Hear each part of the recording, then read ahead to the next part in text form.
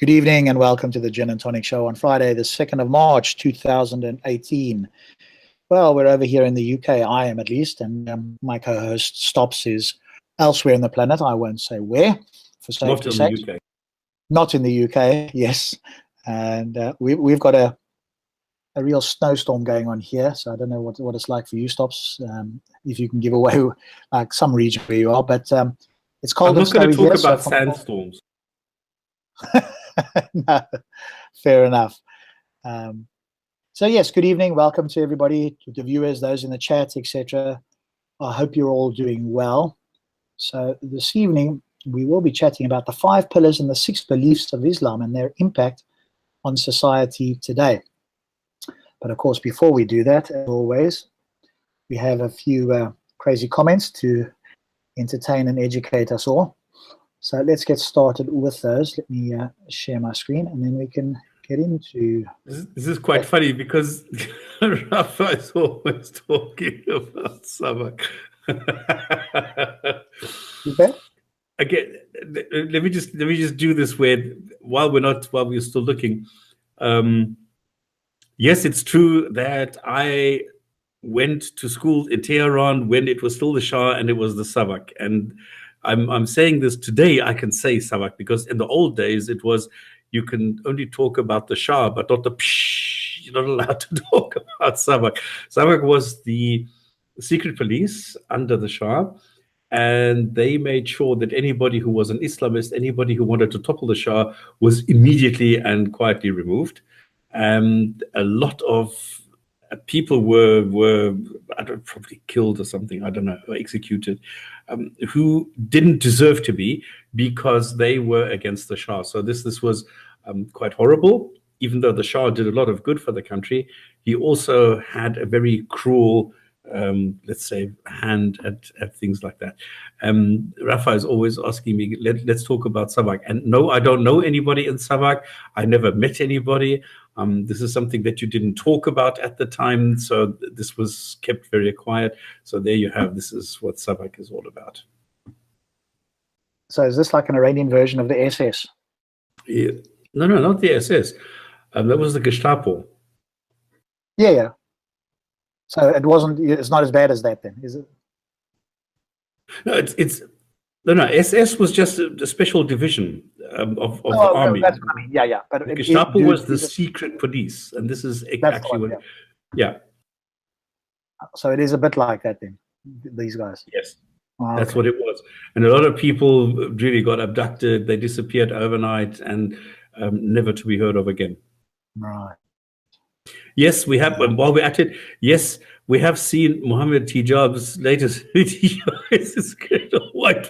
It's the white man, the post-colonial white man. And I got this 2 days ago, and I don't know, I was in hysterics. I was giggling like it was crazy. And then I decided, let me make some notes, and I started on this, and I did the writing yesterday, and I did the speech and everything. So tomorrow I'm going to have time to put everything together. So there's going to be a response video to the hijab video, and apparently there's a part 2 coming out, which I can't understand. I mean, it's terrible. Well, that certainly shows that they are concerned about atheism, in inverted commas. So yes, there's inroads being made, and of course he shares his unsubstantiated personal opinions, subjective opinions on why atheism is becoming more popular. Maybe the simple answer is because people are waking up, they have access to the internet, and they're starting to engage their critical thinking and examining whether these, supernatural and mystical claims can in fact be true. And now they can look online, they can ask and interact with people they never had a chance to do before. Maybe it's just that simple. Or maybe it's the white man that has somehow got the power and the economics that have forced everybody to listen to the atheists. I don't know which one's more reasonable. The post-colonial white man. Oh, yes, true. That's right. Right, let's move on from there, shall we? Let's start with the crazy comments, because why not? So this comes from you.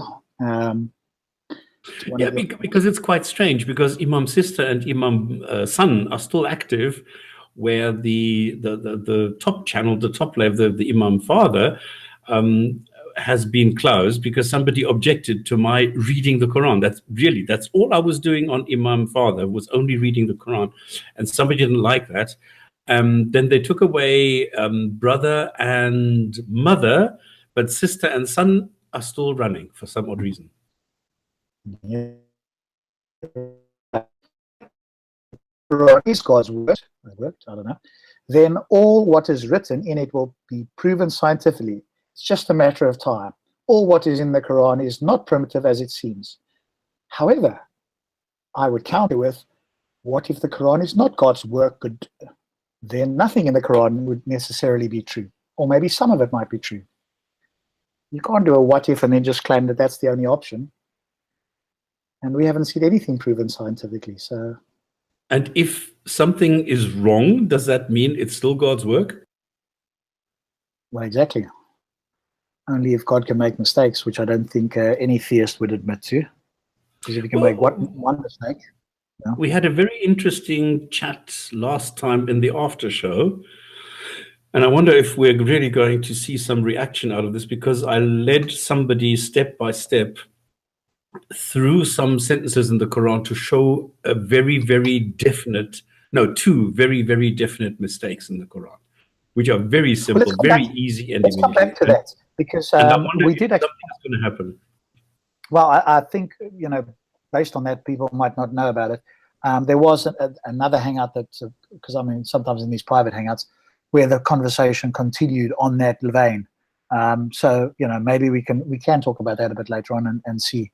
Because one of the respondents basically said that, what do you guys think? You have come up with something. Do you guys not think that all the Muslim scholars have anticipated this? You guys are bringing nothing new, and that was the response. That was the supposed dismissal of the claim. No, it hasn't been presented in Speaker's Corner, so it can't exist. This was even worse. Yeah, I know, but I mean, just in general, the claim was, hey, you guys haven't brought anything new. The scholars will know about this type of thing, and that was the dismissal of that supposed thing, which, needless to say, didn't go down well, with me at least. Anyway. No, with me too. It's not about the scholars. You need to be the one who needs to understand it, not the scholars. Are you just a sheep who is following the scholars, or are you somebody who's going to listen to the Quran and all the claims that it is the perfect work of a perfect God? Yeah. Okay, moving on. That's a bit small. Let's make that a bit bigger. Slavery existed because of war. Someone had to take care of the survivors. Slavery was necessary back then, but definitely there is no excuse for slavery today. Islam encouraged the kind treatment of slaves, even providing them with money to free them. The Quran is totally against rape. You putting your words and opinions in my mouth. I didn't accuse you of insulting Islam. I admire your ethical views. You have very high standards. Maybe you're a little too passionate, but no one's perfect. God bless you and your family. That's interesting. Obviously, attempting to justify why it was okay even back then, but you still got very high standards, Tops. I mean, it must be a rarity. Yeah, I very rarely get told that. There's obviously a rebuttal with a little bit of praise in there as well. That is rare, I have to say. One never knows, Maybe the person's just, slightly mistaken, but they still admire you. I admire your ethical views. Okay. Yes, that's an unusual comment. So there we go. Quran is totally against rape. Well, except when it's slavery, right? Okay. Let's move on here, make this a bit bigger. So basically, Sam Harris is did I not do this before? Sam Harris is a pseudo-intellectual. Yeah, I'm not surprised, honestly. I guess there's somebody's opinion of Sam Harris. Okay. That's certainly unsubstantiated.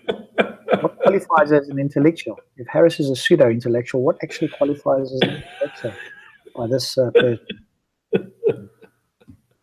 Anyway, I think this might be your one. Yeah. Let's comment on one of the hijab videos.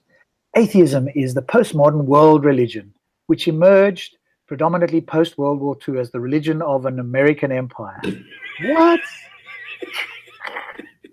Somebody should tell this fella that the majority of Americans believe in a God. So, anyway, modern day atheism is nihilism. Everything is meaningless.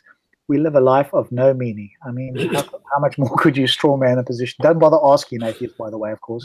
Just assume. That's all good. This is just the bridge for when the United States of Israel, or Greater Israel, becomes in power, which should be in the next 10 years or less, maybe, shortly after Sharia and Sunni war in the Middle East. Okay. Shia and Sunni. Yeah, Shia and Sunni, yeah. Okay, so basically that atheism is some kind of bridge there, so when the Shias have a fight, then what Israel will come to power. This is roughly the entire Middle East. Okay, cool. Right, moving on. Yes. I do like the man in my profile pic is nobody. It's a character out of a game.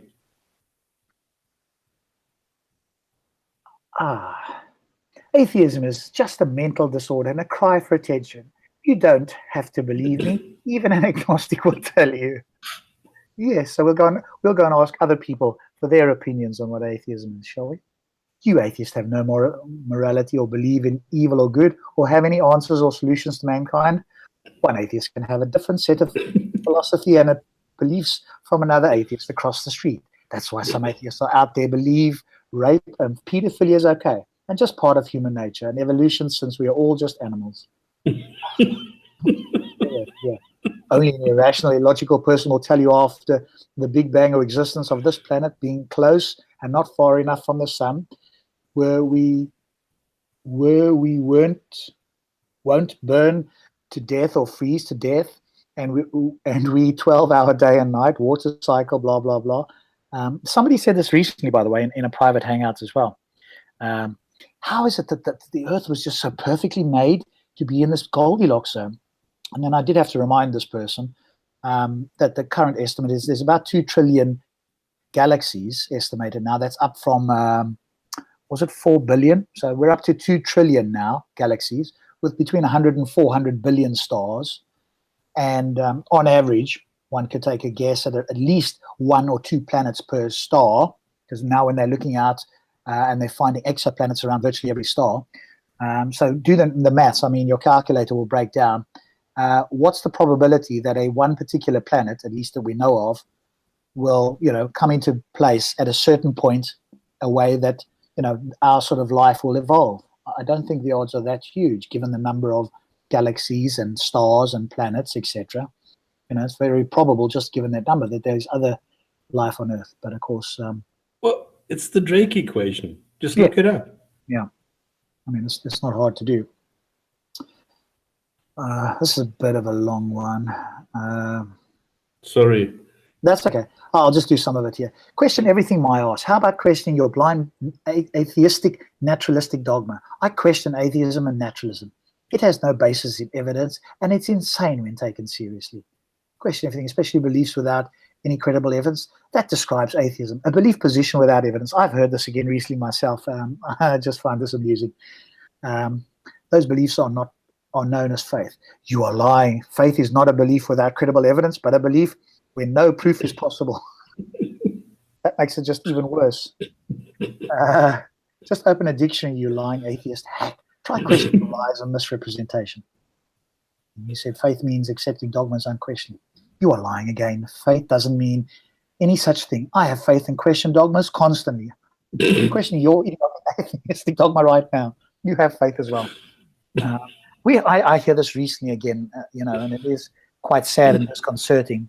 And I have explained it multiple times why, the faith-based beliefs are not the same as quote-unquote beliefs in science or the natural world, but it doesn't always reach certain ears or minds very easily. So, but I think this is something to make themselves feel good. Hey, you guys have got beliefs as well. Your beliefs are just as rational or irrational as mine are. That's the one end of the stick, and then obviously this is the other end, which is like all your beliefs are crazy, but my beliefs in an invisible supernatural entity for which I have no good reasons and evidence, that's much more reasonable.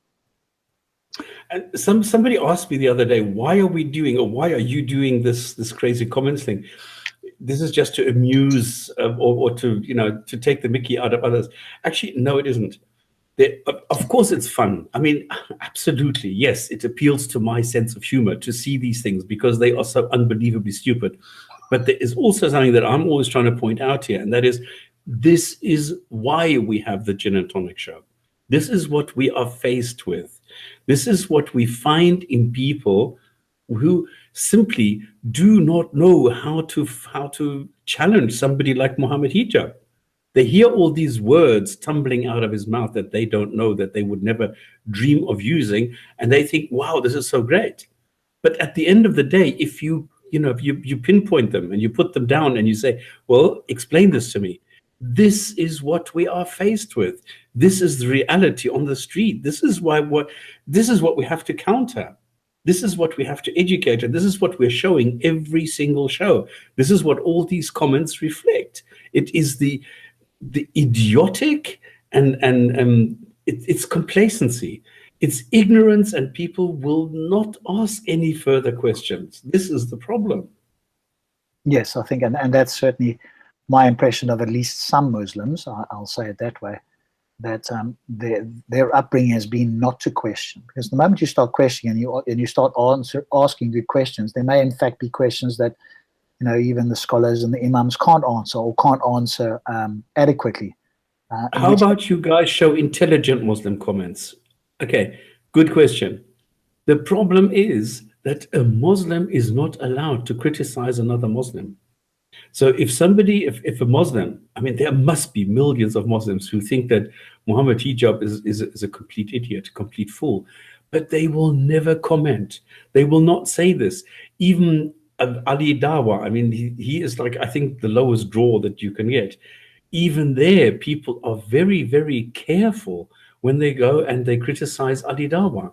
Then they will say, well, maybe the brother should have used different words and should have taken somebody else with him, or somebody else should have approached Tommy Robinson instead of Ali Dawa. They will never say Ali Dawa got his ass whooped and he really made a bad case for Islam, which is now worse than it is before, even if in the short term he gathered or gained or whatever another extra 15,000 subs or something, because he had the word Tommy Robinson in the video. But it's very difficult to find an intelligent comment by a Muslim because they're not allowed to comment. This is the problem. Yeah, I mean, and if people in the chat, because I can't see the chat at the moment, but if people in the chat are asking that, well, send me. I'll put my Facebook link once I'm finished with this. Send me some intelligent comments and we can evaluate them. I'm not saying that there aren't Muslims who got intelligent comments, but I am saying that we get so many of these that they're not difficult to find out there. And it shows a lack of critical thinking, and it shows that they have, some Muslims at least have been brought up not to question things, and so their ability to question and to rationalize and to is severely limited, and that's part of, as you say, that's part of what we see. And the interesting thing is, when we speak to ex-Muslims, and I speak to them regularly, fortunately, and many of them yourself, Stops, they say they woke up from this. So this for us is like reminding people that there's a matrix out there, and there's still millions of people out there caught in this matrix. And every so often somebody wakes up like Neo and goes, holy crap, I can't believe I was caught in that matrix. And I hear that in various forms from many of the ex-Muslims that I've been privileged to speak to. So it's reminding us all that there's a matrix out there, because it's just too easy to forget about at some point. Let's move on. We'll get through these. Evolution is just a theory. No one has ever seen it happen, unless your parents were apes. You will be surprised, maybe you won't be, how often this comes up. Again, I'm in these private hangouts, and often I'm chatting with Answer, and then there's people of various religions, be it Christians or Muslims or Hebrew Israelites or some other religious type, and the mistake with this whole theory thing, that they do not recognize the difference between a scientific theory and a theory, because people use it every day, and so their understanding of the word theory is it's just like, hey, this is just a guess. That's part of it, which is frustrating, and we attempt to correct that whenever we can. But the other part, this whole thing of nobody's seen it happen, and I just want to very quickly say something. There's a difference between the methodology and an event. So you wouldn't necessarily be able to see the Big Bang happen again. However, there's a methodology to work to find out what happened with the Big Bang. What is that all about? And so there's hypotheses. We can make predictions. We have theoretical physics. So we don't need to necessarily see things. It's like going to a murder scene. You didn't see the murder happen, but you can still ascertain from the evidence of what happened there, what could have, who the murderer would be. And so, again, I don't know why people still, but smart people don't do this. And maybe that's going back to the previous points, Stops. On the occasions when I listen to and I come across, the smarter theists, they don't make these sort of mundane arguments. They're above this sort of thing. They realize this is all, very poor reasoning and logic. And so they won't do that. The problem is we just don't, unfortunately, come across them as often as we'd like. Because then we don't have to deal with this sort of low-level stuff.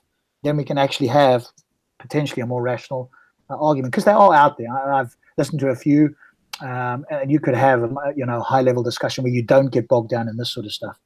So, oops, so there's my comment on that. Here's another one with this was with Phil. You are funny. I think it must be the other way around. Phil clearly stated we know nothing. What expertise? I'm sure I got this from last week. I have to delete that.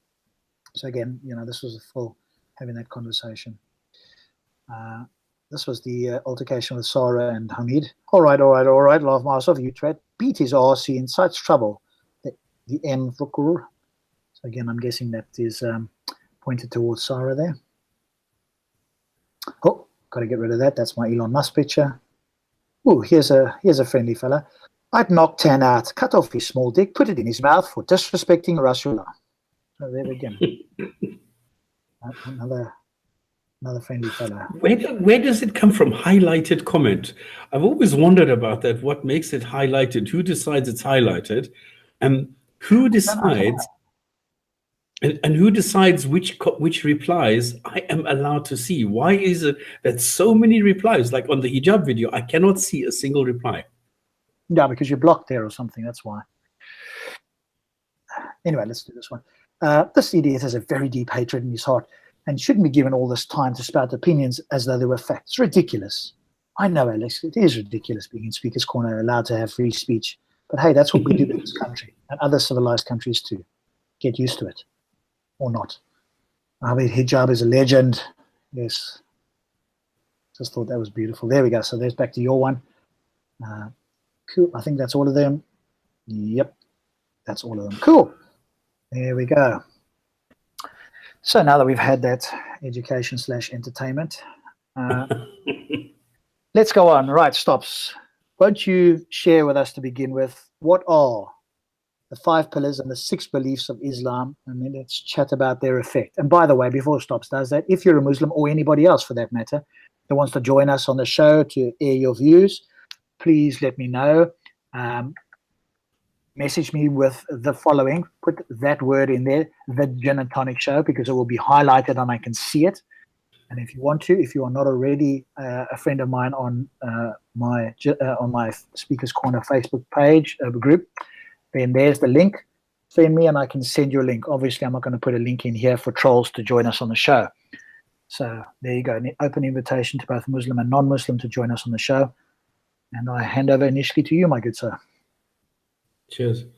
Yeah, because we can like openly post the link, but then we have a lot of people who don't like Jinn&Tonic Show because we're discussing Islam and we shouldn't be discussing Islam from the point of view of some Muslims who believe that we shouldn't be doing that. And therefore they will just go and just join. And then we will be busy knocking them, off again all the time. That's why we don't, even though they are muted, even though they can't be seen, even though all of this, we'd be busy all the time, just, doing the administration and getting rid of them. That's why we're going this roundabout way of doing things. So, again, we're talking about Islam, we're talking about the Qur'an, we're talking about the different aspects of Islam. And one thing that is, I think, common to every single Muslim is that the Quran is the word of a God.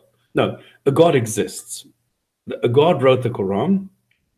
A God created humans. A God expects worship. And a God has set certain rules. And because God knows what he has created best, we, his creation, need to adhere to the programs and stipulations that he set up. One thing that you will find is that if you are going to, for example, join Islam, you will do something, you will recite a sentence, which is called the Shahada, which says, and as much as I testify that there's only one God and that Muhammad is his messenger. Now, I technically said it, so technically I should be a Muslim now, but stupid, of course. Now, this Have you shahada got for to have some... intention? Hang on a moment, stop. Do you not have to have the intention to do so? Or once you've said Well, it, even if you are just repeating it so other people know what it means, what's it the view on doesn't that? say anything about that. As soon as you recite it, then it automatically assumes that you know what you are doing and then you are a Muslim. Of course, the intention needs to be behind it, but it doesn't say so anyway. The worst thing is that the Shahada is not in the Quran. Elements of it can be found, and you can find the individual words and then you can string it together. But the Shahada as such is not doing that in mentioned. the talk, asking, and yes, as you said and others said, they could point to different verses, but it's not like all in one verse, is it? And I think that was Bob's point, is that, hey, you know, they come and ask the Christians for one thing in one verse, where the Christians have to go and find various things to make the Trinity work. And here was Bob going, hang on a moment, your Shahada is not in one single verse. You might find it different parts in the Quran that you can put together. Is that sort of what you're meaning as well? That's exactly the case, and I never thought that I would agree with Bob. There you go. Okay, so there are different things about Islam that have been selected by clerics, by scholars, because the way that Islam works is you have the Quran, which is the number one, the primary, the central document, the text as such. This is the text in Islam, which was written by this God. All the other texts were not written by this God. But because the Quran is so vague, ambiguous, nonsensical, and all these other things, it requires context, it requires explanation, it requires interpretation. Now, along come the hadith, which supposedly explain the sentences in the Quran, but they don't. In some instances, they contradict it. In some instances, they even make it worse, because the hadiths themselves also go and contradict one another. So we have a situation where you now are required to have people, human beings, so-called scholars, who go and decide what is in the Quran.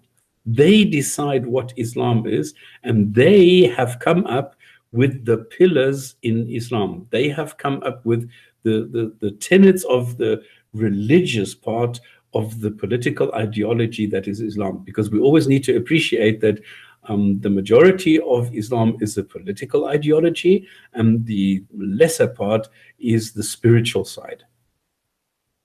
In the spiritual side, you have a lot of different directions, like you have the Sufis, for example, which are very different from the Sunnis, because the Sunnis are totally stuck on the hadiths. So because the hadiths are so numerous and will say anything that you want, basically, you have the scholars who again determine who is doing what and who is supposed to do what. So at the end of the day, human beings, Islamic scholars over the last 1,000 years have determined what Islam is. And what they have said, and you will not find this written or said anyway, it's human beings who have decided that Islam has 5 pillars, that this is the basis of Islam, which is having faith, in other words, the Shahada, that a God exists, that you pray to this God, you worship this God, which is demanded in the Quran, but it doesn't say anywhere how or when or whatever. Then giving charity, or giving to charitable, or being charitable. But it doesn't say, again, it doesn't say in the Quran how much or how or where, to whom. None of this is stipulated in the Quran. Then you have the so-called fasting, which also, again, is not described in any way. It's not actually fasting. It's just, leaving out lunch and not doing a couple of things when the sun is out, and that's it. And then you have the pilgrimage to Mecca. Now, the pilgrimage to Mecca is not described anywhere either. So this is a problem that, again, humans have to determine what it means to go on pilgrimage, how to, where to, what to do there, in what order, and in what order. The pillars that I just listed here are not in the same order all the time. So even Sunnis who have the Quran, who have all these things, do not know the order of these things. Sometimes they normally start with faith and prayer, but then some people, carry on with fasting, then with pilgrimage, then with charity, or some with charity, then with Mecca, then with fasting. So there is no set order to any of these things. They are normally in the order that I've just presented them, but there are differences as well. How important is it, though, for them to follow it in any particular order? Could a Muslim not just say, as long as I'm doing these 5 things, the order is irrelevant? I just lost you. Can you say that again? Sorry, I was saying, how important is the order in which they do it? Could a Muslim not say that I'm doing all 5 of these pillars, so the order is irrelevant? It is. The order is irrelevant. The problem is that there is no set rules that you can go and say, okay, here is because everything goes back to the Quran. Whatever happens is you can say anything you want, but it's not allowed to contradict the Quran. Now, if this would have been so really important for this God, I'm asking, why would the God not put this into the Quran? Why wouldn't he say in chapter number 1, listen, I'm your God, and I created you, and what you need to do is 1, 2, 3, 4, 5. This would be what I would expect. Stops. That would make it crystal clear, and no interpretation would be needed. Correct. Yes. Now, hang on a moment, but I think you're asking too much. I spoke about this the other day on another hangout, not this specific topic, but a similar thing. I said you could add a few sentences right in the beginning as well. Love your fellow human beings and treat them the same, equally, and give everybody don't harm them, don't hit them, don't kill them. Yeah. Yes. Instantly it would be better. And the same for what you've just said there. I mean, it's, when you hear it, it's like you go, well, of course, why wouldn't a God do this? And then you ask some people, and they give you all kinds of responses that are frankly just mind-boggling. But carry on.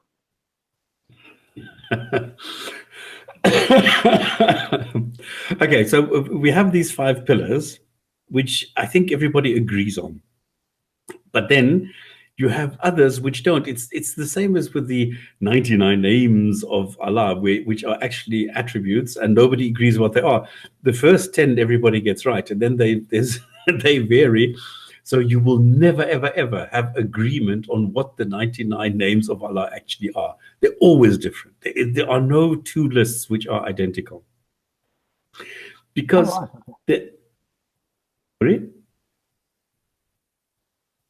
I thought you said something.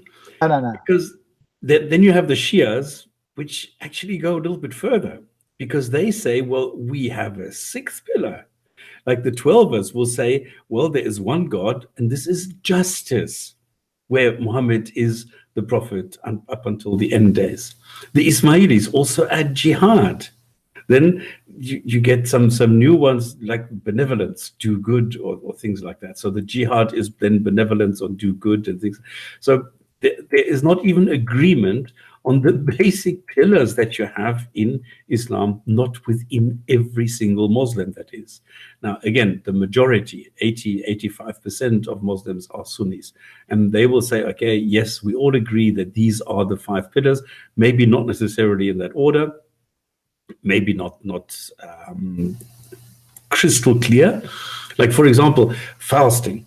Fasting says that from sunrise to sunset. Yeah, but hang on. Are we talking about the meteorological sunset and sunrise, or is it when there is darkness? Because there are different interpretations. There are different possibilities here. Because some say that as soon as the sun is visible, then you should stop eating, you should stop having sex, you should stop da-da-da-da. Others are saying, no. It's when the sun is below the horizon and it's still dark. That's what is actually meant by fasting, from sunset to sunrise, not from sunrise to sunset. So there's different versions of this as well. Now, we know today that when we see the sun on the horizon, it's actually not there. It's the curvature, it's gravity bending the light rays that makes it seem as though the sun is there, but it's not. So it's very difficult to actually come to a consensus here, especially when we have areas on the globe which do not have sunrise or sunset for a couple of weeks every single year. It doesn't work everywhere. So the whole thing with fasting, for example, is nonsensical when you take it a step further, because human beings are now on the ISS.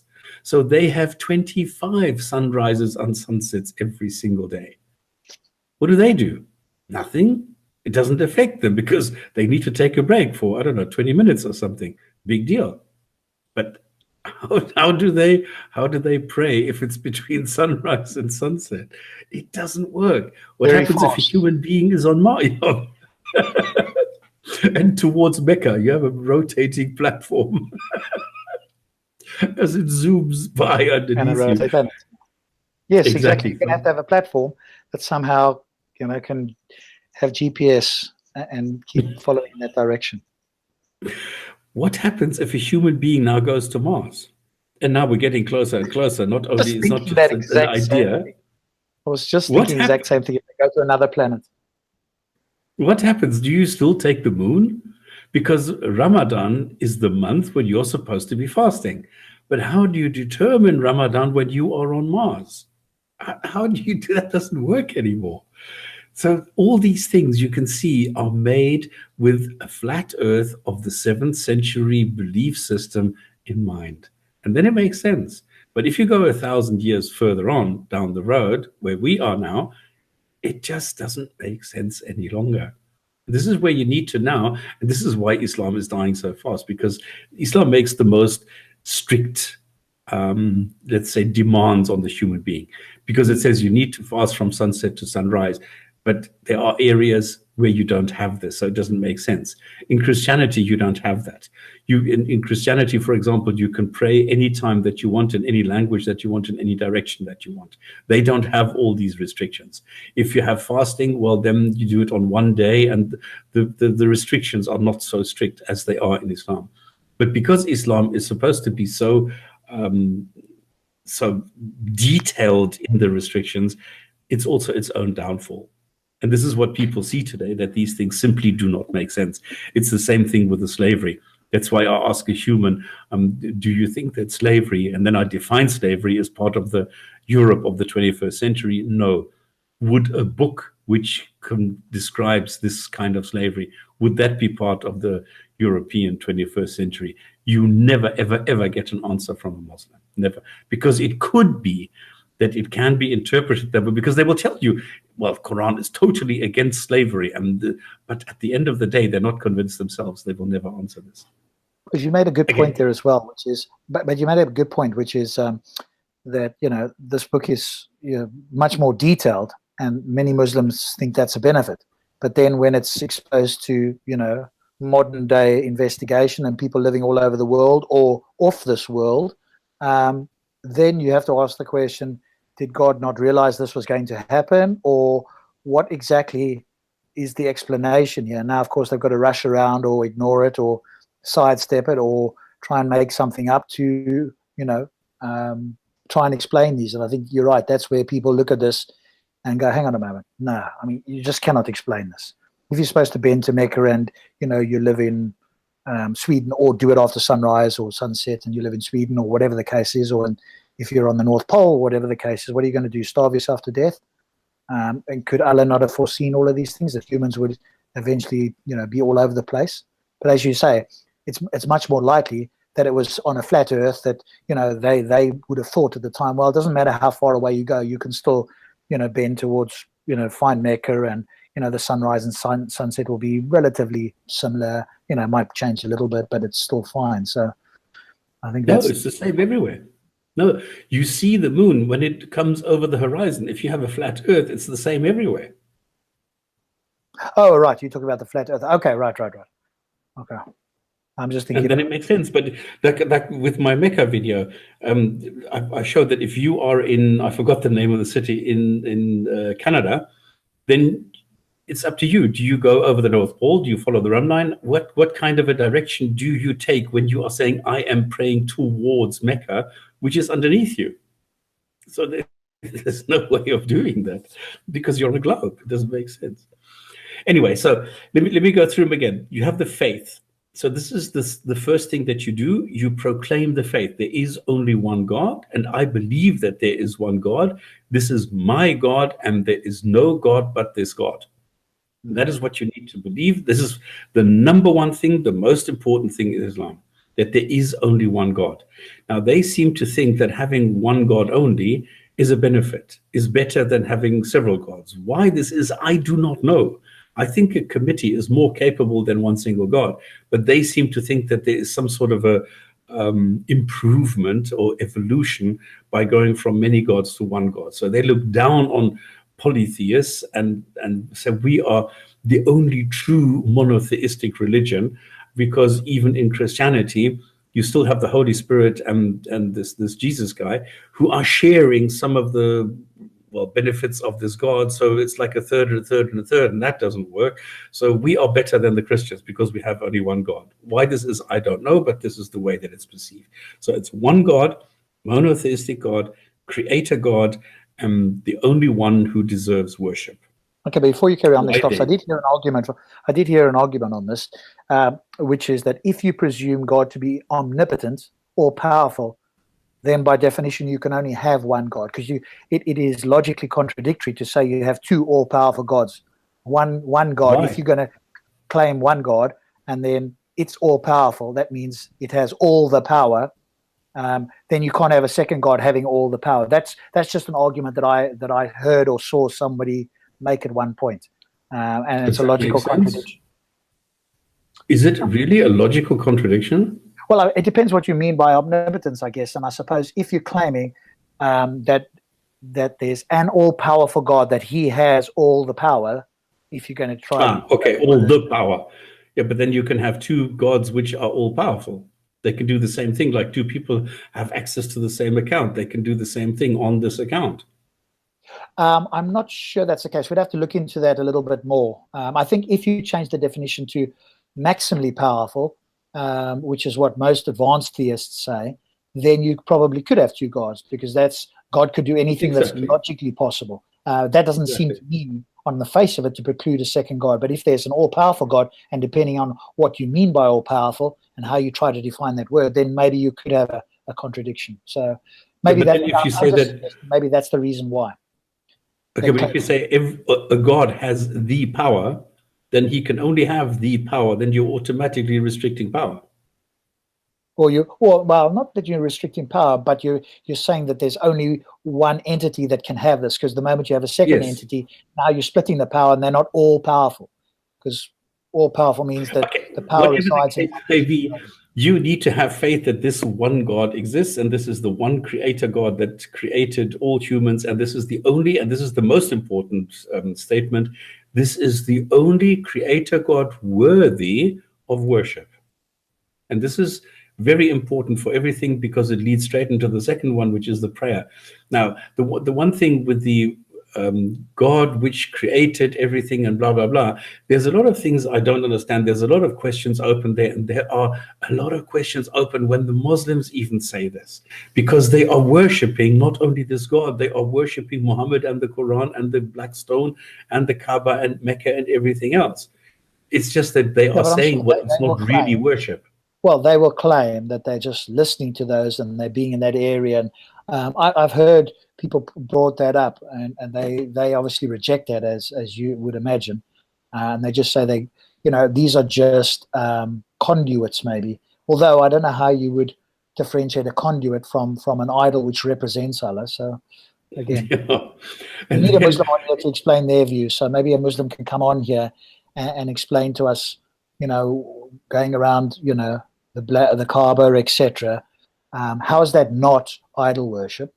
And why is it that you cannot just look up or point yourself in any direction and pray to Muhammad? To Allah. I mean, that seems to me to be the most obvious and easy way to do things, because then you don't have any intermediaries like the Christians do. Well, okay, they go through Jesus perhaps, but if you're a Muslim, then you could just say, "Oh Allah, I'm praying to you on Muhammad's guidance." That seems to me to be entirely rational, but anyway, carry on. Well, the problem is that Muslims now want to include Muhammad in blasphemy.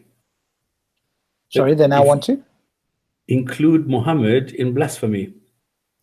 Yes, well, I mean, from what I can tell, they've wanted to do that for ages, if not always. I don't know.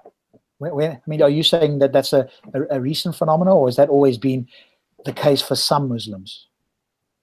I've only come across this recently, because it's always been a case of, no, Muhammad is strictly human only, strictly. There's a And Muslim now in the chat. suddenly it's supposed to be included in blasphemy laws, so that if you go and insult Allah, you are also, or you're not allowed to insult Allah, you're not allowed to insult Muhammad because he has a similar status. So that, in my eyes, is including Muhammad as a god. Yeah, I mean, some people say different things. Some Muslims said to me, it's fine to insult Allah, just don't insult Muhammad, because we love to be offended, and so Muhammad is even greater to us and more love to us than our parents. That's one of the reasons that they've obviously said to me. But just getting back to the stone here, one of the Muslims, and you can comment on the stops, one of the Muslims in the chat there said, and in fact he was the guy that you spoke to in the off-air chat last week, going around the Kaaba is an act of worship to Allah, not worship to the Kaaba, which is what I would expect somebody to say. So the question is, why do you do that, I guess? Why can you not just worship Allah without having to go around a black stone? Carry on, sir. Why do you kiss it? That's worship. Okay, then we go to prayer. This was the second thing that I said, because the faith leads into prayer, where you need to, and this is different from Christianity, for example, where it's a pleading prayer. Please, dear God, make sure that I pass the exams and that I can get into the panties of the secretary next door, or that I will get a promotion or something. In Islam, it is a contact prayer. Or it can also be a pleading, but the traditional making dua is them saying, okay, look after this, give him special. This is the pleading, but in general, it is a contact prayer where you are saying, hi God, I'm still here, hello, it's me, and give me some favors. And because Islam is a very egocentric spirituality, where everything is about me. I want the points. Give me points. I want points. I want to be the first one in heaven. I want to be right in the beginning. I want to go to the highest level. So it's all about me, looking at Allah and saying, Allah, here I am. Remember, I'm here. I'm your servant. I'm your slave. I'm everything. I will do everything. And there's it. And that's why people pray.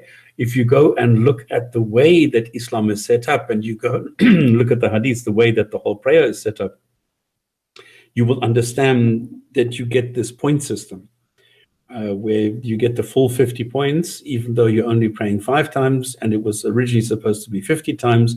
And then God said, no, it's okay. I'll give you the 50 points if you do it 5 times a day. So you just get 10 points per prayer, not 1. If you go pray in the mosque, you get 100. And if you do it in the mosque in Mecca, then you get, and so on. So you have a whole point system, which is supposed to get you up in the line, in the waiting queue, and is supposed to get you to one of the 7 layers of heaven, because you have different levels. 3 are described in the Quran. There's another additional 4 you find in various hadiths. So the prayer is very, very, very important to a Muslim. That's why you see them do this everywhere. And it's something that they take very seriously. The form of the prayer is not described in the Quran. The number of prayers is not described in the Quran. Where you are supposed to pray to is not described in the Quran. And this is something that most Muslims don't even know. They think it says that you need to pray towards Mecca. It does not say so. It just says mosque, the forbidden mosque, the central mosque, the holy mosque, the one mosque. Anything can be the one mosque. It doesn't specify anywhere that you need to pray towards Mecca. This is, again, human interpretation. Just before you move on to the next one, so your response for the Kaaba is that, when you kiss the Kaaba, that's an act of worship, and this Muslim's response to you is, wait for it, if I kiss my mum, does that mean I worship her? So that's his response to your one. Absolutely. So it's down to the interpretation of, or the definition of worship. And worship in my eyes is treating anything with special reverence. And this is what I do with my mother, with my grandmother, and blah, blah, blah. But there are other elements to this. My grandmother, I will kiss because she is dear to me. But the stone is also dear to me. But the thing is, I'm allowed to touch my grandmother and pick her up and do other things, which I am not allowed to do with the stone in Mecca. So there are certain restrictions that apply to the stone in Mecca, which do not apply to my grandmother, that then at the end of the day makes it worship. For me. Okay. Yeah, no, that's fair enough. I thought Okay, that analogy was sort of fatuous because obviously, if you were to kiss your mom, you're not attempting to worship something else. With a Kaaba, you're not kissing the Kaaba like you kiss your mom. There's an intention to do something else. So I think the analogy is fatuous anyway, apart from what your comments as well. Just a reminder again, if you're watching and you want to join us, then please let me know. Type in the Jinn and Tonic Show. Please kind of get a link or something like that so I can speak to you while Stops is speaking. Send us some likes, please, or as Kalam would say, I can't use his radio voice, but give us some likes. He's also got his special way of saying it. But give us some likes, family. Give us some likes. I'm going to shut the show down if I don't get likes, or some words to that effect. So send us a few likes there. Right, carry on. Number 3, sir. All right, let's go to the next one, which is charity, which is actually something good. All right, I think this is a great idea. It's just that it's been perverted today, but that's a different story. The idea that part of your dispensable income, in other words, remember Arabs used to be traders. That this is what they used to do, and if you go to Dubai, I mean, you can still see this. And you can still see the heritage being, at work if you go to any souk. Now, the idea is that a portion of what you make in profit goes to those who are needy or who are less fortunate, which I find brilliant, absolutely wonderful. The point is, it hasn't been specified in the Quran what this is, how this is, who this goes to, and this is why it has been, interpreted or misinterpreted to lead to the idea that people can now go and donate to LDM or to IERA or one of those places, or to just somebody who will then go and buy a better camera, so that he says, well, my intention is to give better dawah, and this dawah giving is then going to result in more Muslims. So I'm actually doing the Lord's work, and therefore I'm taking part of the money which should go to the needy. Well, it makes me needy because I'm doing God's work, which in my eyes is a perversion. Really, this is what I think it is. I think charity should go. I mean, if anybody's been in the Middle East, if you go to a shopping center, you will always see, and it doesn't matter which one, even if it's a tiny one like the mall in Doha on the D-Ring, you will see sometimes 5 guys sitting there, and it's normally blacks who are sitting there, and then they have these tickets, and then you pay in the money and you get a ticket as a receipt. Yes, you've given your zakat. And that's sick, because you have no way of controlling where this money goes.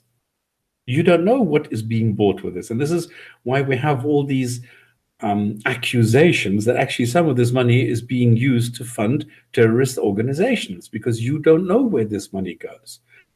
And this is what makes it a little bit, I find it a pity where a good idea initially is being perverted to the extent that it's being used today. The other thing is that you don't need a book to tell you this. Why is it that people can give charity or do charity without looking at the book? Because they care about their fellow human beings, and they use the golden rule. If I was in that position and I was begging on the street, or in a very unfortunate position, I would hope and trust that other humans would see me as a human being and try to help me. And that's one of the reasons. And that doesn't require a book.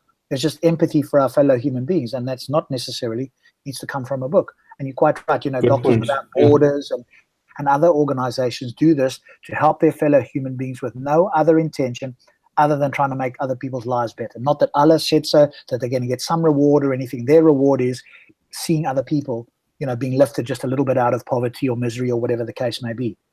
So, and I think that would be, to me, that is the most, honorable, moral version of charity, that you're not doing it for any other reason other than to help your fellow human being, and that is its own reward.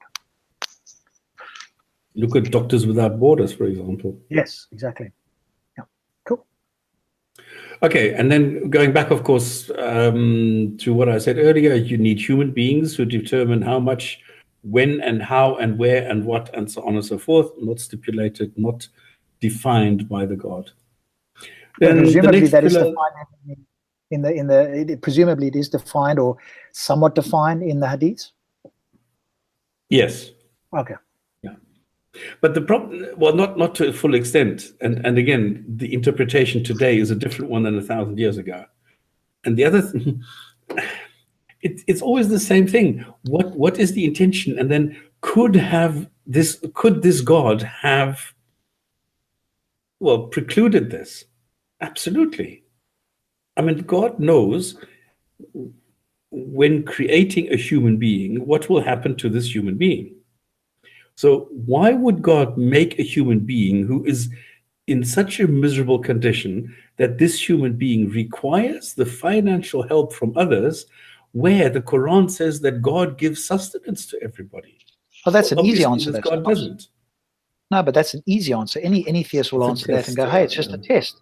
Yeah, it's just a Yeah. test." You know, we don't know that person needs that test because they've either been bad or they want to do good or whatever the case is. So, you know, I've noticed that trying to ask that question and get you an immediate response from a theist, and they sort of pat themselves on the back, going, "I've easily answered that. That's completely and entirely." Yeah, but is that a good test? Is that worthy of a God? I mean, giving us the pixel and he sees the picture. I mean, is it a response? Absolutely. But is it a good response? No. In my eyes, it's a feeble excuse for a God who shouldn't have to do these things. A perfect God who, and now if you read in Quran, there's chapter number 1, sentence number 2, it is adamant that this is all merciful, the all merciful, the most merciful that you can get. It's the second sentence in chapter 1 of the Quran. Is Yes. this most merciful to test somebody by giving them misery and everything, to test the others whether they're going to give him some money? Come on. Well, the other response, of course, we don't know the bigger picture, as you quite rightly pointed out. So they you know, they can still claim that it is most merciful because maybe there's a bigger reason why that nobody knows. Which again, Suffering. well, yes. So of course, you know, suffering is a big issue, and it's particularly a big issue when it's a natural event like a tsunami that wipes out 200,000 people, many of whom were Muslim believers, and I think because Phil brought this up, that I think is a very strong argument in my view, is the unnecessary suffering of animals. So take it away from humans, you know, go to animals. Now they have no escape route with animals. You know, they can escape with, oh, it's a test, you got free will, you know, you're being tested on what's right or wrong. Animals have none of that. So now all the escape routes have been removed. Now explain why there's unnecessary suffering. It's and funny now that because this is exactly what I say in my response video to hijab on his lecture. Exactly what I read. Okay. Oh, brilliant. Mm-hmm. So the next is the fasting. And we've already seen some stupidity there. Now, again, fasting is mentioned in the Quran. It is not specified. It is not specified, in other words, when to start exactly, what to do, what not to do. It contains stupid things like not drinking water. And on the other hand, it contains more stupid things like you're not allowed to have an orgasm. So you're not allowed to masturbate. You're not allowed to emit any nutfa, any liquid from the male. So it, you know, like the nonsensical stuff it mentions, but the most important thing is please go and drink water. It doesn't. And then of course it says those who can't, who, you know, if you're pregnant or sick, then don't do this. Yeah. And the funny thing is, a lot of people are now saying, well, this fasting is actually good for you. But there is no evidence that this actually is good. The moment you said that, there was a comment that came up literally saying fasting is good for health. It's in the comments now, and it literally came up. Oh, I can't see this. I can't see the comments at the moment because maybe it's a natural coincidence. Maybe God is guiding your mouth and his typing fingers at the same time. But somebody has just no, it's not. Fasting is not good for you. It's absolute bullshit. You have these people who are saying, yeah, you need to remove the toxins from your body and things like that. I mean, please. Oh, goodness. Anyway, fasting, if you want to do it, great. Doing it for a month, leaving out lunch or something. And now the worst thing is all this whining that I get. Oh, I'm a Muslim, it's Ramadan, it's so difficult for me. Well, then don't bloody well do it. You don't have to.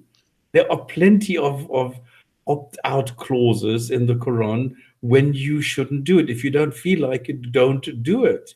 But it's still seen as something that is being rewarded by this God. And this is why a lot of people are saying, well, I am fasting. No, you're not fasting, you're skipping lunch. I mean, a lot of times I do not have time to have lunch. Okay, so what? Am I a God Muslim just because I'm skipping lunch? No. And then what happens? People stuff their faces before they get up, and they go and stuff their faces after the sun is down. Then they have all these parties. So people, this is the most unhealthy part, because people now stuffing themselves like crazy because they've been, telling themselves, "Oh, I'm such a poor person that I didn't eat. Now I need to eat double." And this is so bad for you. I mean, if you're fasting, then do it with a plan or something, but not the way it's done. And this is why the way, I don't know if Tan mentioned this. This is something that is the most irritating thing in Malaysia, because you have kids running through the streets an hour before the sun comes up to wake the people up. Go and eat, go and eat, eat, eat, eat. Then you can go and go about your day, so that you can, start with your fasting. And it's so irritating that other people have to go and tell you, now you need to get up because now you need to still start your fasting. This is so irritating. Yeah. Okay, then lastly, you have the pilgrimage to Mecca. Okay, this is a total mess, because, I mean, these are, if you go to Julius Wellhausen and his the rituals, the pagan rituals in Islam, this is the primary example. I mean, walking from here to there, throwing little pebbles at a rock, making it look like this is the shaitan, running around the black stone 7 times in a counterclockwise fashion around the Kaaba, then going there, doing this, and come on. I mean, this is so stupid, and it's not described anywhere. Nobody has set this down. Human beings have said, this is what you need to do. Is there any guidance in the hadiths about that, or? No. There are just some things, like the most important thing is, if you, for example, emit a drop from your penis, then you need to sacrifice a sheep. But if you have a full ejaculation or something, then you need to sacrifice a camel. These are the things that you find in the hadiths. It's absolutely crazy what you find there. The complete ritual is not mentioned in any documentation, because there are always variations. There's always different things. Now they have this multi-layered, multi-level. I don't know if you've seen my video where the guy is going around the Kaaba on a hoverboard.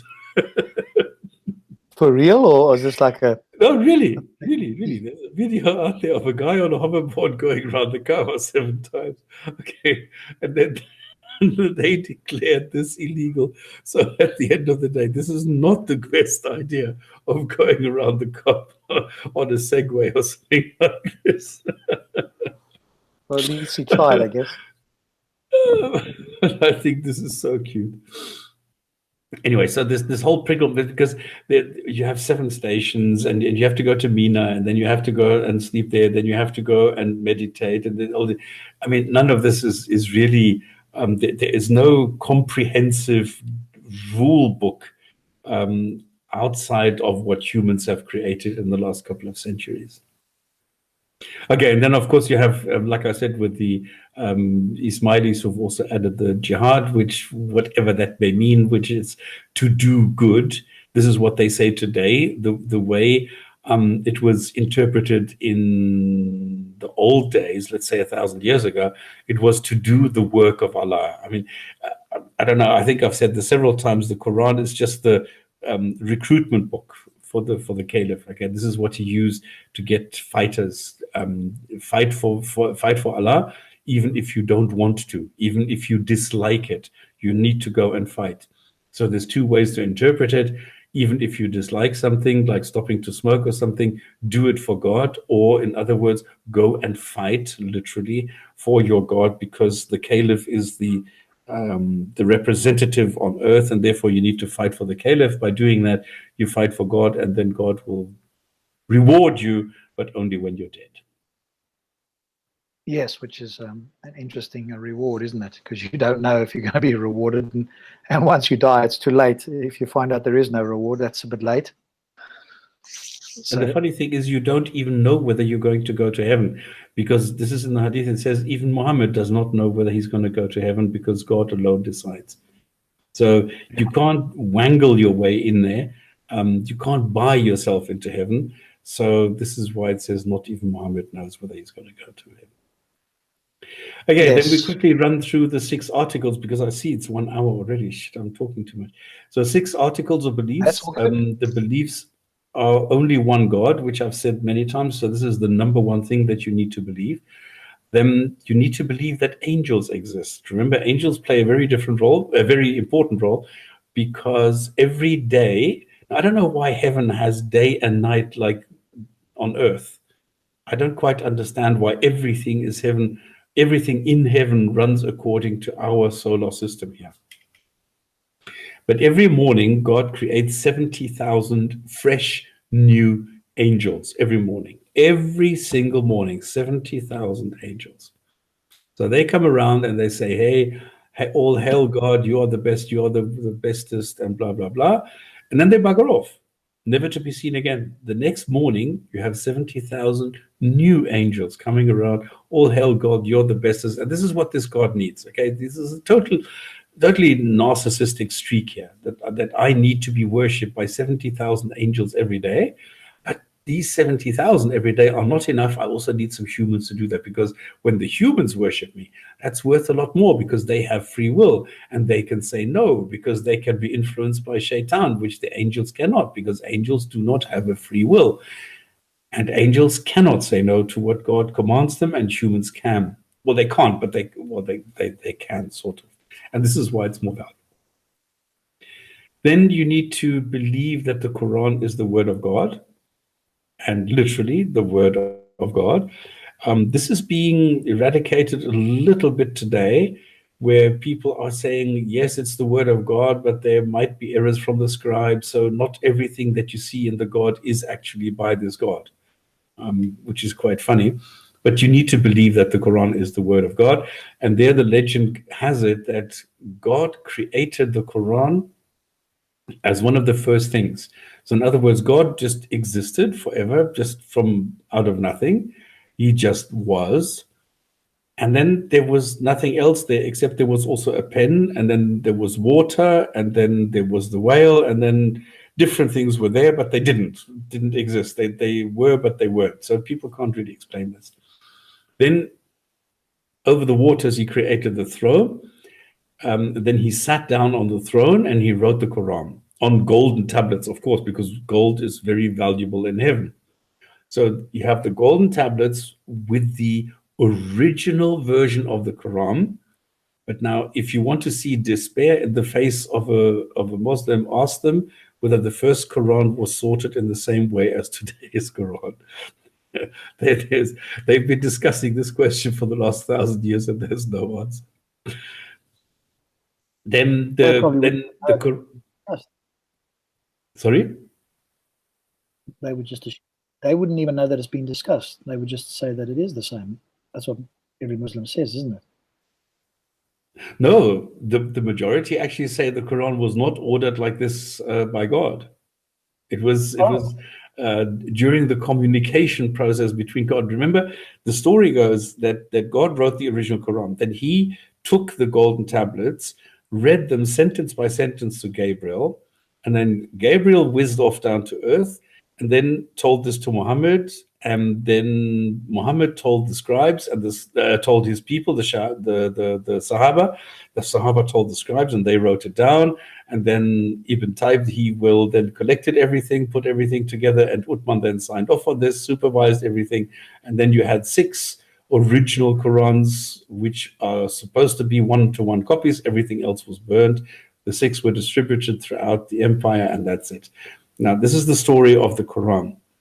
The problem is that we don't have these Qurans, and the ones that we do have say different things in them, which according to the Quran is not possible, because God protected or protects even today the Quran against all corruption, which obviously doesn't happen. but this is what you need to believe. So this is how the angel Gabriel then came down.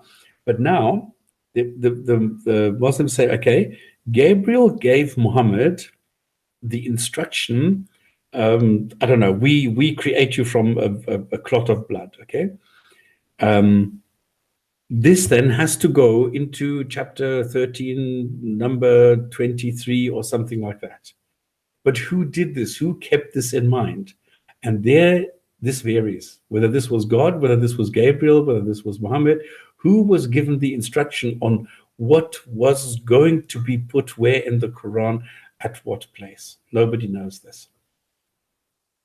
And then, of course, you have the abrogation thing, and you have the contradictions, and where they say that alcohol was in stages and the pork was not, and funny things. So there's different things.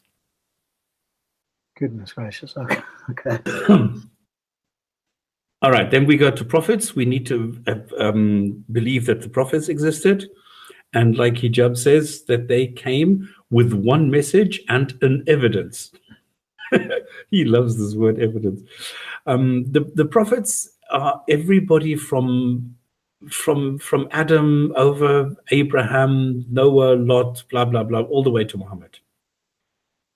He does not think that Smith is a prophet, but they ended with Muhammad, that there has been no prophet after Muhammad, and God needed the prophets to give the people the message which the God couldn't give them for some odd reason. So he needed human beings to do the work for him and tell the people this. There are varying numbers of these prophets. Some say there's 200, some say there's 120,000, there's different numbers out there of how many prophets there actually were. And then you have a very interesting sentence in the Quran, which is 14:4, which says that a prophet was sent to every nation to give them the good message in their language. Are we talking about the language of the prophet? Are we talking about the language of the God? Or are we talking about the language of the people who are going to receive the message? So was there at some stage the message being distributed to the people in Iceland by a prophet who came from either within the Icelandic people or from Mecca or something, or Medina, traveled to Iceland and gave the Icelandians the message of the Quran in Icelandic? If that is the case, then we should have a perfect translation for every single nation somewhere, but we don't find it. So where are these perfect translations? If not, if this guy came there and told them in ancient Arabic, what the fuck is the point? People don't speak ancient Arabic because we have different languages on this planet.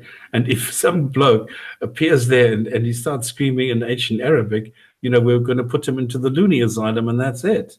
Well, one of the responses is, hey, you're capable of learning Arabic. All you need to do is learn Arabic, and then you'll understand the Quran. So it is available to all mankind if they just learn Arabic. It's that small little hurdle. Exactly. So anyway, there you have the prophets, which don't make sense either. But it's there. It's out there. You need to accept that the prophets were necessary, that they were there. There will be there are semi-prophets. There are still messengers being sent out, even though the word messenger is the same as prophet, and Muhammad was the messenger and a prophet at the same time. But there are some differences between messengers and prophets because they realize they need more messengers. So now they've changed it so that messenger no longer is automatically a prophet. So the difference being that a prophet is directly sent by God and a messenger is guided by God. So there you go. You need to believe in the day of judgment. This is one of the articles, one of the 6 articles. You need to believe that there will come a day of judgment. This is something that we're going to be talking about, where we're going to look at all the different prophecies that were made, according to which, like building tall buildings and blah, blah, blah, blah. Where on the day of judgment, every human being that has ever lived will be reassembled to be 30 years old and sent to the queue to get into heaven.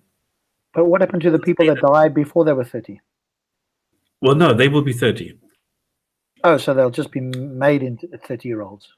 Yeah, remember, you have this as a man, you have this permanent erection, and you need to have sex with all these virgins. You can't do this as a 5-year-old. So the 5-year-old gets automatically is transformed into a 30-year-old, even though he doesn't know what to do with the penis. So he will look down and see this erect penis and says, "What do I do with this thing?" What about women? Sense. What about women? No. Don't worry about the women. This is not about the women. This is about the men. Right. Okay. Gotcha. So the day of judgment, they will just be assembled. They will go to heaven, and they will see all these men with their erect penises running around, and maybe they're lucky enough to get the husband or something like that. Now, the women are not being considered here. And on the day of judgment, sorry? Does it talk about the women at all? No. Okay. So when it says everybody, it's all men that will be somehow resurrected to 30-year-olds, whether they died before they were 30 or not.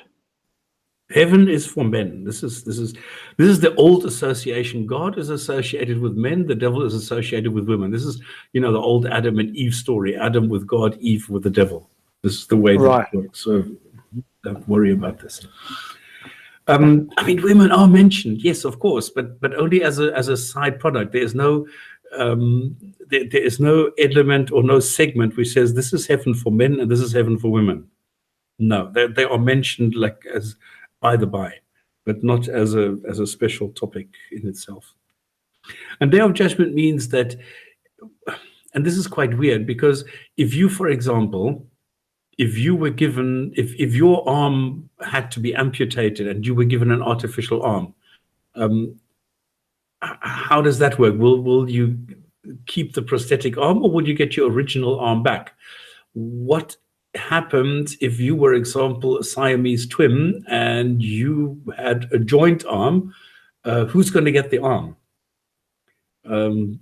How does that? Does the one get an artificial arm, or will it just grow an arm? So there's an endless amount of questions, where you can ask questions. What is going to happen if?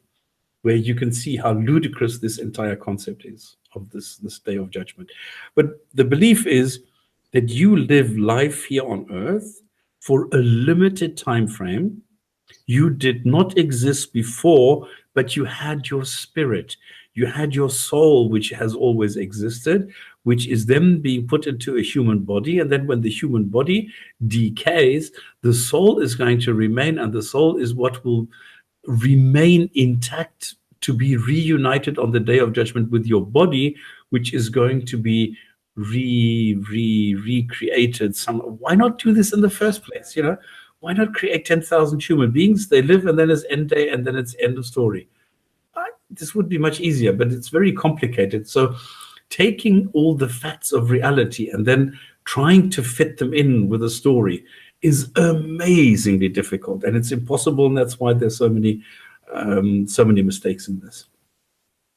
Yeah. Okay, and then the last thing is God's predestination. In other words, the all-knowing thing, that God knows best. Allah knows best, and that's it.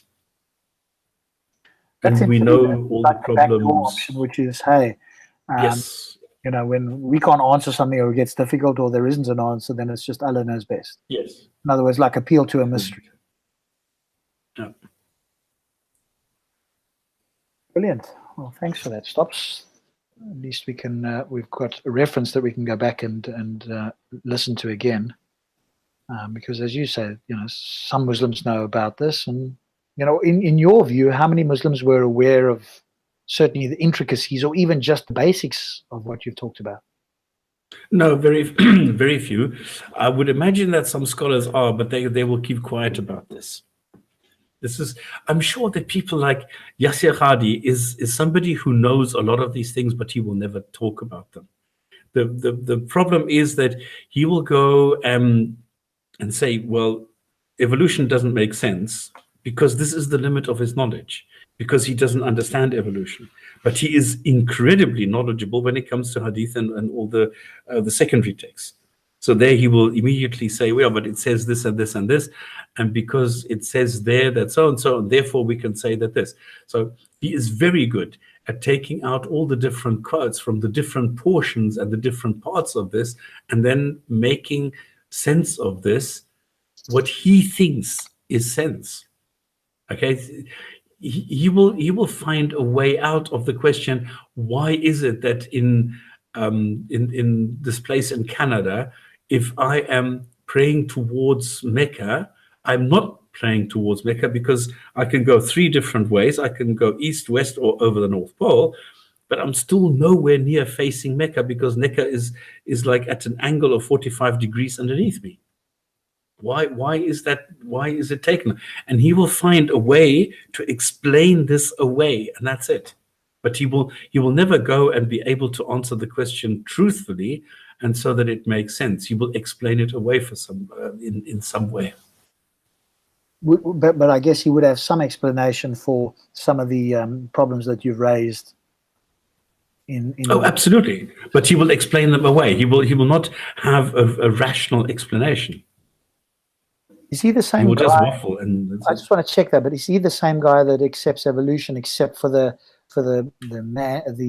human evolution? He accepts everything else, just not the human evolution. Same guy. Yeah. Oh, there's a lot of those. Yeah. Yes. Yeah. All right. So again, just a reminder: if you're a Muslim or ex-Muslim, there is a gentleman that contacted me on Facebook. Hopefully, if you are watching, Sam, you're welcome to join. Sam is an ex-Muslim that sent me a message. I've sent him a link, so he might join us for some of his thoughts. If he can get on, he's not an expert in technology and getting online, so I'm happy to help him. If you are watching and you'd like to join us, then let me know in the comments section by typing the Jinn&Tonic show and then your message, so I can see that you're talking to me or Stops, and then let us know if you want to join, especially if you want to talk on particular subject that we've just covered, which is the 5 pillars and the 6 beliefs of Islam. So the final bit of this Stops, then, from your point of view, what is the effect of all of this on society? And I suppose one can ask that in 2 ways. One is on Muslim society generally, and on society as in, like, you know, the bigger picture, like world society. I mean, maybe that's a very big question, but what views have you got on that? No, but this is where it gets this is where it actually gets interesting. This is actually where now, if we see what is happening with this, like some of the things I already said, how terrible this is, the way that it is being interpreted today. But this is the reason why Islam is dying, because of exactly these things. You have the Shahada, in other words, this faith where you are proclaiming that a God exists, regardless of what. So the effect today is that you're looking like a total idiot because you're saying, I believe that this God exists, but you can't substantiate it. There is nothing that you can do that will say, oh, really, that's interesting. Yes, that would actually make me think. Because all they have is the old Christian arguments, which argue for the wrong God. Whoop. Sorry, that's Sammy. I just want to welcome Sammy, who's an ex-Muslim. Sammy, just make sure you've got a mute button there, because otherwise you might get feedback when Stops is speaking. I just want to let Stops finish his point here, and then obviously we'll welcome you in. And I've just had a message. Hassan Radwan might join us.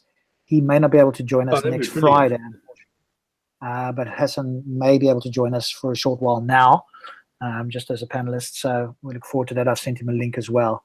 So we'll have to chat about next Friday. That would be brilliant to get his view, his take on the effect of the 5 pillars on society today.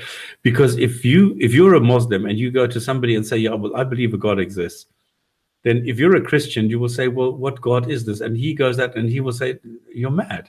How can you have that? How can you have a God that insists that you need to stick your bum in the air and do this in a certain direction using a certain language that you don't even understand?